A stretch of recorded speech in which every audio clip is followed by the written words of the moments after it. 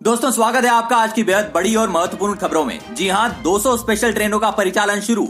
हर वर्ग के यात्रियों के लिए है कोच। जानिए किस तरीके से कर सकेंगे सफर। साथ ही दोस्तों धीरे धीरे अनलॉक होगा महाराष्ट्र। किस चरण में क्या खुलेगा, जाने सब कुछ। इसके अलावा सीएम योगी का निर्देश, रेलवे स्टेशनों पर थर्मल स्कैनिंग की व्यवस्था सुनिश्चित करें। अस्पतालों में मरीजों को नहीं हो कोई असुविधा। इसके अलावा लागू हुआ one nation one ration card. जाने कैसे मिलेगा फायदा, किन दस्तावेजों की जरूरत, जानने के लिए बने रहिए अंत तक। इसी के साथ कोरोना टेस्ट करने के लिए मोबाइल क्लिनिक की आज से शुरुआत। जानिए कहां शुरू हुई ये सुविधा, जानेंगे पूरी खबर। इसी के साथ अगली बड़ी खबर में रेहड़ी पटरी वालों के लिए मोदी सरकार लाई नई योजना। अब मिलेगा 10,000 रुपए का लोन। जानिए किसको होगा फायदा। साथ ही रसोई गैस सिलेंडर की कीमत में भी बढ़ोतरी। जानिए अब कितना देना होगा दाम। जानेंगे सभी खबरों को इस वीडियो में। तो दोस्तों आज हम आपको इस वीडियो में इन्हीं सभी महत्वपूर्ण खबरों को आपको बताने वाले हैं, जिनमें से कुछ खबरें आपके लिए जानना बहुत जरूरी है। तो आपसे गुजारिश है वीडियो में हमारे साथ अंत तक बने रहिएगा। उससे पहले दोस्तों आप हमें कमेंट करके ये जरूर बताइएगा कि आप इस वीडियो को किस जिले, गांव या राज्य से देख रहे हैं। कमेंट में जरूर बताएं, जिससे हम आपके लिए आपके शहर व राज्य से जुड़ी काम की खबरें रोजाना ला सकें।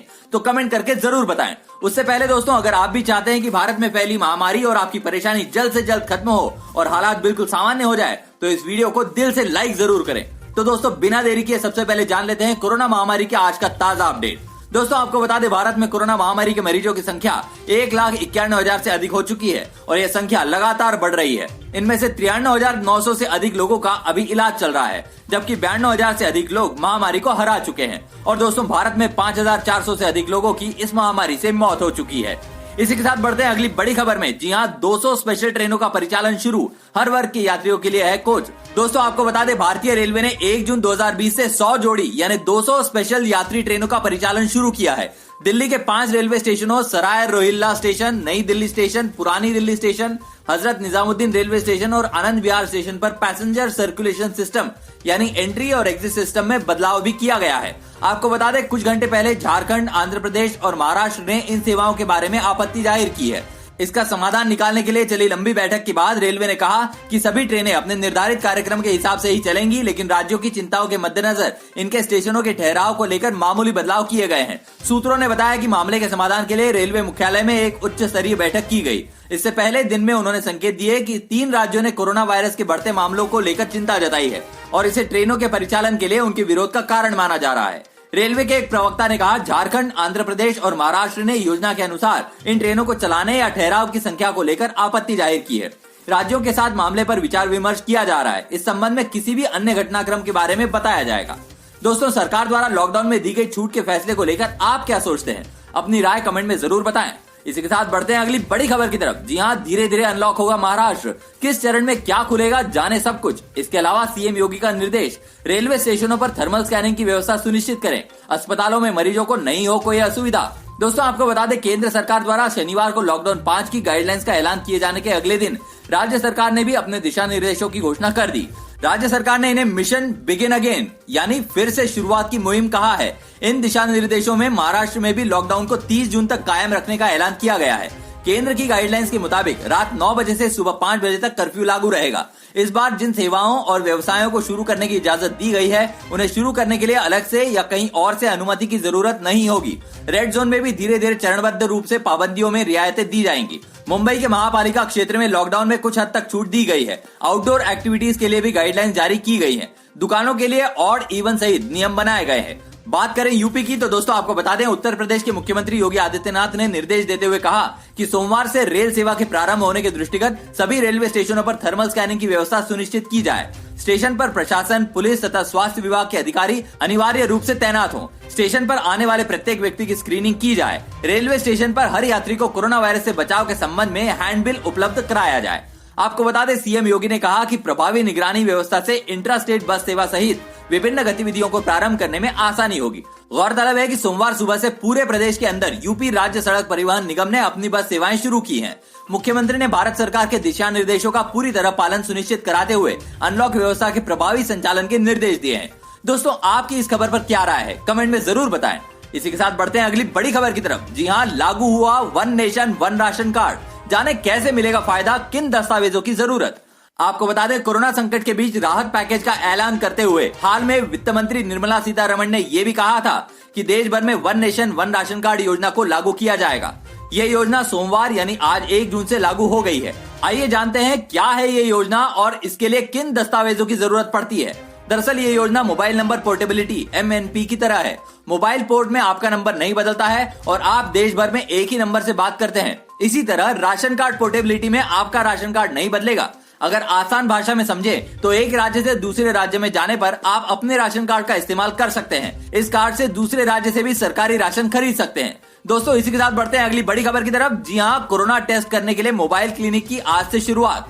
दोस्तों आपको बता दें, एक अत्याधुनिक कोरोना टेस्टिंग मोबाइल क्लिनिक की शुरुआत की जा रही है। कोरोना के मरीजों की टेस्टिंग में तेजी लाने और लोगों के घर के नजदीक सुविधा मुहैया कराने के लिए इसे शुरू किया जा रहा है। बस के आकार की गाड़ी में बनी इस क्लिनिक को बाहर से देखने पर कोई अंदाजा भी नहीं लगा सकता कि इसके अंदर कोरोना के मरीजों की जांच के लिए आर्टिफिशियल इंटेलिजेंस आधारित thermal imaging system, UV light आधारित स्टेरिलाइजेशन सिस्टम, कॉन्टैक्टलेस सैंपलिंग से लेकर हाई स्पीड इंटरनेट सुविधा, कैमरा सर्विलेंस सिस्टम, अलग अलग जोन को दर्शाने वाली LED लाइट्स, डॉक्टर्स केबिन और ऐसी न जाने कितनी दूसरी सुविधाएं मौजूद होंगी। इस क्लिनिक में बैठने वाले डॉक्टरों और टेक्नीशियंस को संक्रमण से बचाने के लिए गाड़ी के अंदर ही उनके लिए एक एयर टाइट केबिन बनाए गए हैं जो अंदर से पूरी तरह स्टेरिलाइज्ड होंगे। वैन के अंदरूनी हिस्सों को लगातार संक्रमण से मुक्त रखने और उनके सफाई के लिए अलग से सैनिटाइजिंग उपकरण लगाए गए हैं। इसमें एक फॉगिंग मशीन भी लगाई गई है जिससे निकलने वाला धुआं गाड़ी के अंदर मौजूद बैक्टीरिया को पूरी तरह खत्म करने में सक्षम होगा। गाड़ी के अंदर और बाहर कैमरे लगे होंगे जिनकी मदद से कंट्रोल रूम में बैठे बैठे ही इसके अंदर चल रही गतिविधियों की मॉनिटरिंग भी की जा सकेगी। साथ ही GPS सिस्टम के जरिए गाड़ी की लोकेशन भी आसानी से ट्रेस की जा सकेगी। दोस्तों ऐसी सुविधा आपके जिले में होनी चाहिए। अपने जिले का नाम लिखकर कमेंट में जरूर बताएं। और इसी के साथ बढ़ते हैं अगली बड़ी खबर की तरफ। जी हाँ, रेहड़ी पटरी वालों के लिए मोदी सरकार लाई नई योजना। अब मिलेगा 10,000 रुपए का लोन। जानिए किसको होगा फायदा। दोस्तों आपको बता दें, प्रधानमंत्री नरेंद्र मोदी कैबिनेट की सोमवार को बैठक हुई। इस बैठक में कई अहम फैसले लिए गए। इसमें कृषि, मजदूरी से लेकर छोटे उद्योगों के लिए कई बड़े फैसले हुए। कैबिनेट बैठक में लिए गए निर्णयों के बारे में बताते हुए केंद्रीय मंत्री प्रकाश जावड़ेकर ने कहा कि रेहड़ी पटरी वालों की योजना को एक नया नाम दिया गया है। अब यह योजना PM स्वनिधि योजना के नाम से जानी जाएगी, जो मुख्य रूप से रेहड़ी पटरी वालों के लिए समर्पित होगी। आपको बता दें, कल की बैठक में जो फैसले लिए गए हैं उससे रोजगार बढ़ाने में मदद मिलेगी। देश में 6 करोड़ से ज्यादा MSME की अहम भूमिका है। लोग अपना कामकाज ठीक से कर सकें, इसके लिए सरकार ने बड़े फैसले लिए हैं। MSME को लोन देने की व्यवस्था की गई है। क्या आपको सरकार द्वारा किसी योजना में लाभ मिला है? हमें कमेंट करके जरूर बताएं। इसी के साथ बढ़ते हैं अगली बड़ी खबर की तरफ। जी हाँ, केजरीवाल सरकार ने 1 हफ्ते के लिए सीमा की सील। दिल्ली वालों से पूछा बाहर वालों का इलाज करना है या नहीं। दोस्तों आपको बता दें, दिल्ली सरकार ने राजधानी में बढ़ते संक्रमण के चलते 1 हफ्ते के लिए सभी बॉर्डर सील करने का आदेश दिया है। दिल्ली सरकार ने लोगों से सुझाव मांगा है कि क्या दिल्ली को अपनी सीमाएं अन्य राज्यों के मरीजों के लिए खोलनी चाहिए। दिल्ली वालों को इस मुद्दे पर अपनी राय शुक्रवार शाम 5 बजे तक भेजनी है। सरकार का कहना है कि वो इसके बाद फैसला करेगी कि आगे क्या करना है। दरअसल दोस्तों, दिल्ली के मुख्यमंत्री अरविंद केजरीवाल ने सोमवार को प्रेस कॉन्फ्रेंस करते हुए कहा कि मैंने पिछली बार भी आप लोगों से राय मांगी थी, तब हमें 5 लाख से भी ज्यादा लोगों ने अपनी सलाह दी थी। इस बार भी हम आपसे एक महत्वपूर्ण विषय पर राय चाहते हैं। केजरीवाल ने कहा कि दिल्ली सरकार ने पिछले 5 साल में स्वास्थ्य सेवाओं का बहुत विकास किया है, बहुत से अस्पताल बनवाए और बेड्स उपलब्ध कराए। ऐसे में देश भर से लोग दिल्ली की बेहतरीन सुविधाओं का लाभ उठाने के लिए आएंगे। ऐसे में बाहरी लोगों के आने के चलते दिल्ली के लोगों को स्वास्थ्य सेवाओं की कमी हो सकती है। दोस्तों इस खबर पर आपकी क्या राय है? कमेंट में अपनी राय जरूर दें। दोस्तों आगे बढ़ने से पहले अभी तक आपने चैनल को सब्सक्राइब नहीं किया तो सब्सक्राइब करें और बेल के आइकॉन को जरूर दबाएं। इसी के साथ बढ़ते हैं अगली बड़ी खबर की तरफ। जी हाँ, रसोई गैस सिलेंडर की कीमत में हुई बढ़ोतरी। जानिए अब कितना देना होगा दाम। दोस्तों आपको बता दें, रसोई गैस सिलेंडर की कीमत में सोमवार से बढ़ोतरी हो गई है। अंतर्राष्ट्रीय स्तर पर LPG की कीमतों में बढ़ोतरी के चलते भारत में रसोई गैस सिलेंडर के दाम बढ़ाए गए हैं। राष्ट्रीय राजधानी दिल्ली में 14.2 किलोग्राम वाला बिना सब्सिडी का रसोई गैस सिलेंडर 11 रुपए 50 पैसे महंगा हो गया है। इंडियन ऑयल की वेबसाइट के अनुसार पहले दिल्ली में इसकी कीमत 581 रुपए 50 पैसे थी, जो अब 593 रुपए प्रति सिलेंडर हो गई है। इसी तरह कोलकाता में अब इसकी कीमत 616 रुपए हो गई है। यहाँ पहले 584 रुपए 50 पैसे में बिकता था। इस तरह कोलकाता में 14.2 किलोग्राम के बिना सब्सिडी वाले रसोई गैस सिलेंडर में 31 रुपए 50 पैसे की तेजी आई है। कीमतों में यह तेजी 1 जून से लागू हो गई है। हालांकि प्रधानमंत्री उज्ज्वला योजना के लाभार्थियों पर रसोई गैस सिलेंडर की कीमतों में तेजी का असर नहीं पड़ेगा। PMUY के लाभार्थियों को 30 जून तक मुफ्त सिलेंडर प्राप्त होगा। गौरतलब है कि वित्त मंत्री निर्मला सीतारमण ने प्रधानमंत्री गरीब कल्याण योजना के अंतर्गत उज्ज्वला योजना के लाभार्थियों को 3 महीने तक मुफ्त रसोई गैस सिलेंडर देने की घोषणा की थी। इस खबर पर आपकी क्या राय है? कमेंट में जरूर बताएं। इसी के साथ बढ़ते हैं अगली बड़ी खबर की तरफ। जी हाँ, लॉकडाउन में मोदी सरकार का किसानों को तोहफा। 14 फसलों में 50 से 83% ज्यादा मिलेगा दाम। दोस्तों आपको बता दें, प्रधानमंत्री नरेंद्र मोदी की अध्यक्षता में सोमवार को केंद्रीय मंत्रिमंडल की बैठक हुई। दूसरे कार्यकाल के 1 साल पूरे होने के बाद ये पहली कैबिनेट बैठक थी। इस बैठक में कई महत्वपूर्ण फैसले लिए गए। आपको बता दें, कैबिनेट बैठक के बाद प्रेस कॉन्फ्रेंस में केंद्रीय कृषि मंत्री नरेंद्र तोमर ने कहा कि न्यूनतम समर्थन मूल्य में बड़ी बढ़ोतरी की गई है। किसानों के लिए सरकार की तरफ से ये बड़ा ऐलान है। मक्का के समर्थन मूल्य में 53% की बढ़ोतरी की गई है। तुअर और मूंग में 58% की बढ़ोतरी की गई है। तोमर ने कहा कि 14 फसल ऐसी हैं जिसमें किसानों को 50 से 83% तक ज्यादा समर्थन मूल्य दिया जाएगा। वहीं केंद्रीय मंत्री प्रकाश जावड़ेकर ने कहा कि किसानों की फसल का न्यूनतम समर्थन मूल्य की कुल लागत का 1.5 गुना ज्यादा रखने का वादा सरकार पूरा कर रही है। खरीफ फसल 2020-21 के 14 फसलों का न्यूनतम समर्थन मूल्य जारी कर दिया गया है। इन 14 फसलों पर किसानों को लागत का 50 से 83% तक ज्यादा दाम हासिल होगा। दोस्तों, किसानों पर लिए गए फैसले पर आपकी क्या राय है, कमेंट करके जरूर बताएं।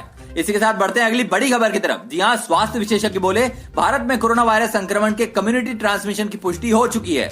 दोस्तों आपको बता दें, एम्स के डॉक्टरों और आईसीएमआर शोध समूह के 2 सदस्यों सहित स्वास्थ्य विशेषज्ञों के एक समूह का कहना है कि देश की घनी और मध्यम आबादी वाले क्षेत्रों में कोरोना वायरस संक्रमण के सामुदायिक प्रसार यानी कम्युनिटी ट्रांसमिशन की पुष्टि हो चुकी है। वहीं सरकार बार बार ये कह रही है कि भारत में कोरोना वायरस संक्रमण सामुदायिक प्रसार के स्तर पर नहीं पहुंचा है, जबकि सोमवार तक देश में कोरोना वायरस से मरने वालों की संख्या 5,000 से अधिक पर पहुंच गई और संक्रमण के कुल मामले 1,90,000 से अधिक हो गए हैं।